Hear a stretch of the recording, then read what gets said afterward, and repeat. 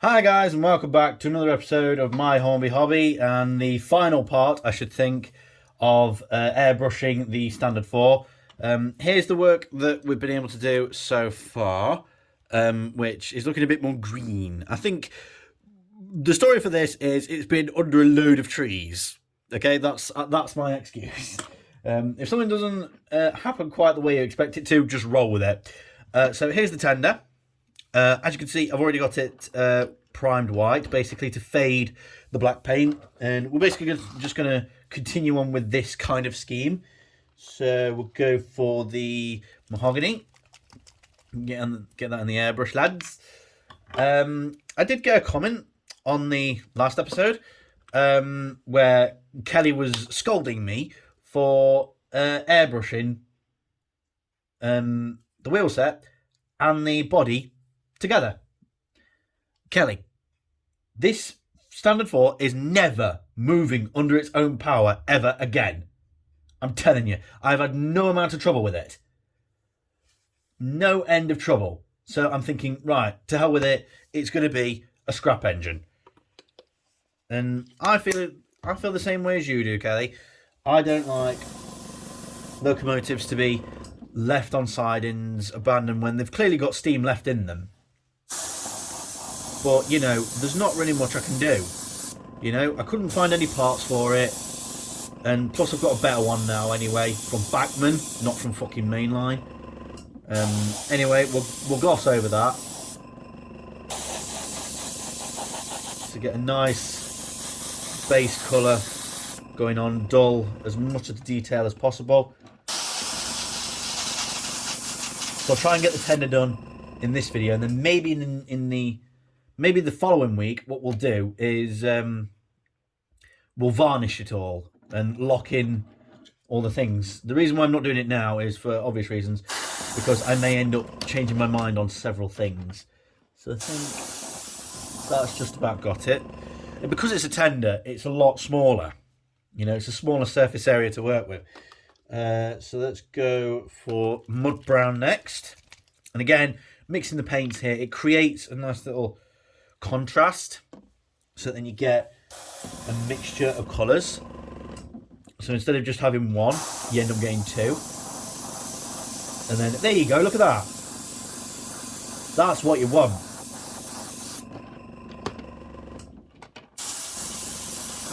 And I feel that I'm really learning with this airbrush. I really, really do. And I'm enjoying using it. I really am. In fact, spoiler alert, I'm actually filming this video on the same day that we did the last one. So the same day that we did the wheel set for this is the same day that I'm doing the tender. Now, obviously, I'm not the best at weathering, as you can no doubt tell. You don't need a degree in engineering to know that I absolutely suck at weathering, and I'm not very good at it. But this is what using this is all about. You know, using it as, you know, a model that I don't care about, which I don't. Why did Mainline think, oh yeah, we'll put plastic frigging axles to insulate them and they'll frigging break? That's what I hate about this.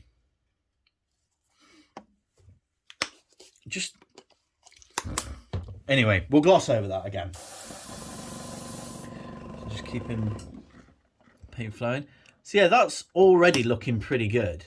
You know, you can see that it used to be black. The paint's all faded. You can just about see the British Railways crest.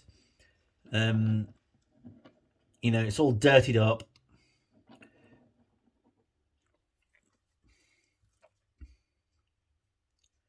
So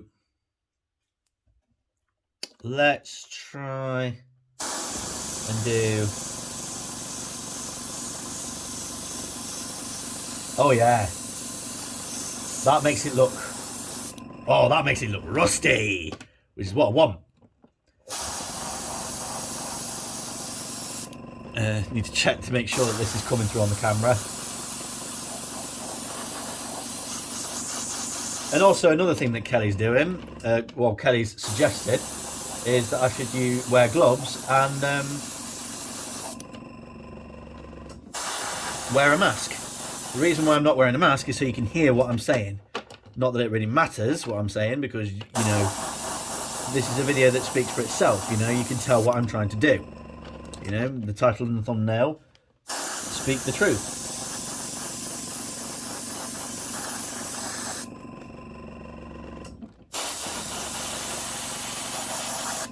Oh, I love it. This is just what I need.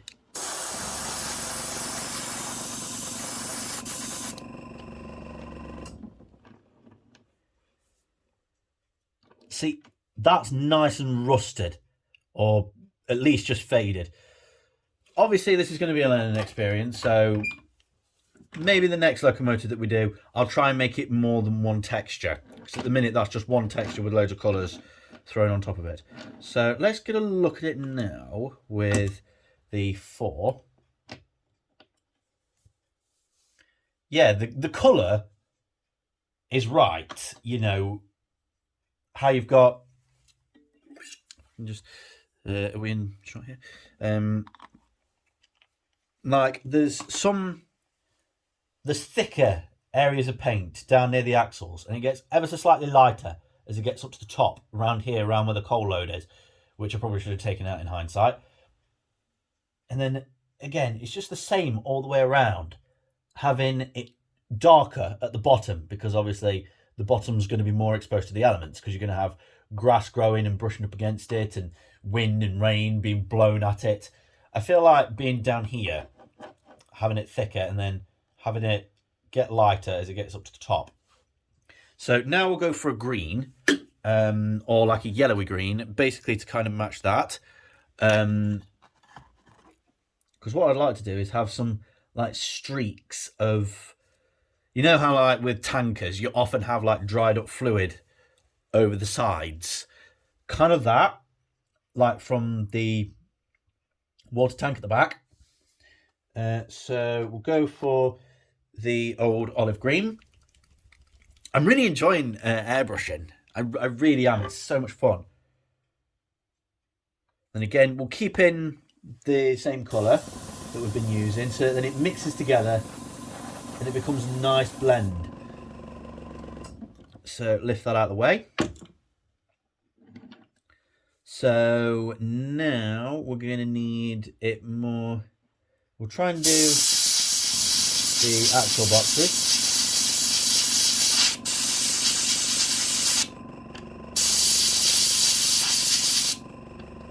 Yeah, just doing the axle boxes ever so lightly.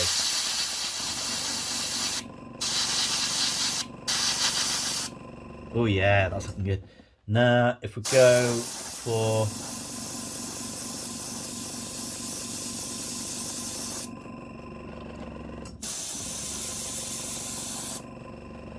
Yeah, that's good. And then, same again on this side. We'll try and get a nice green underframe, because, well, it's been in the scrapyard for years, because that's where this thing deserves to be. Okay, so that's actually looking pretty good. Maybe I should have done the actual body of the locomotive as light as this, or not as layered, rather, because I think maybe I went a bit too mental on that one, I'll be honest.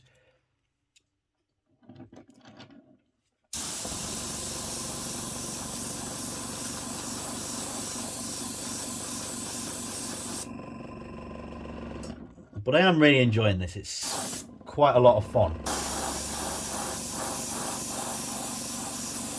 You know what? It doesn't matter if this is perfect, because this is my first time doing it. Just get a coat there. There you go. So now we'll get in a little bit of black, and we'll try and get like around the back. So that's where I feel it would be. You'd have black drips or faded drips of dried up water, you know, from the years gone by, just dripping down from the filler cap, or whatever you want to call it. And again, we'll keep the colour mixing going on, because otherwise, if you empty it out and then go again, it's just not going to look right. So let's try and go there and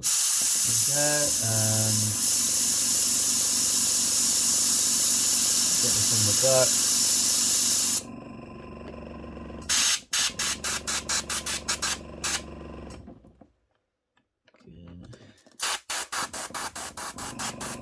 And then what I'm actually going to do is just use the air from the airbrush to kind of blow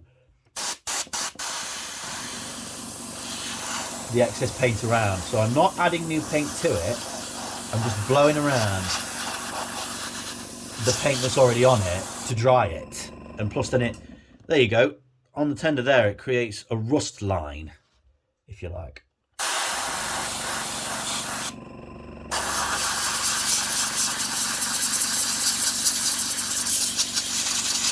I'm just blowing it into all those nooks and crannies.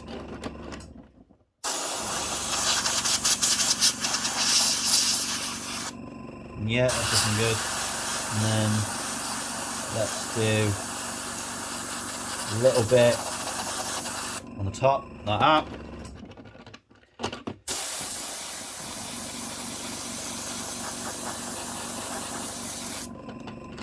Go.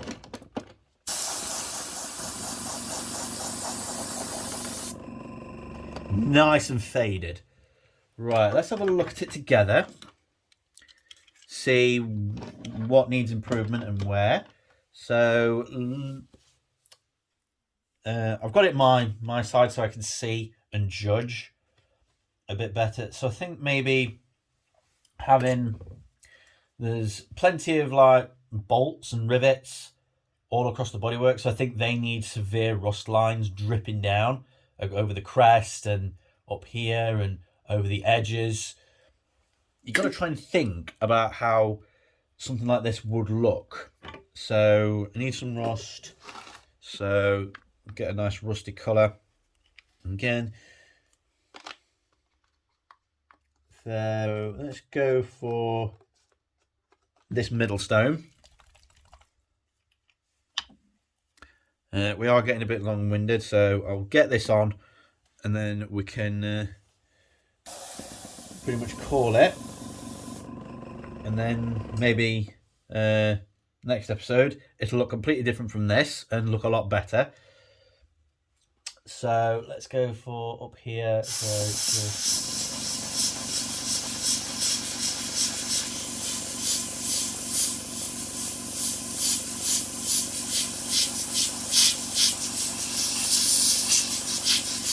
Oh yeah, look at that.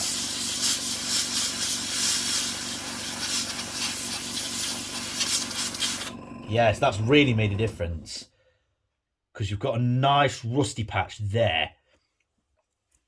So I think you can kind of see what I'm trying to go for here. So what we'll do is I'll cut this video here, get a good thumbnail for this, maybe something like that.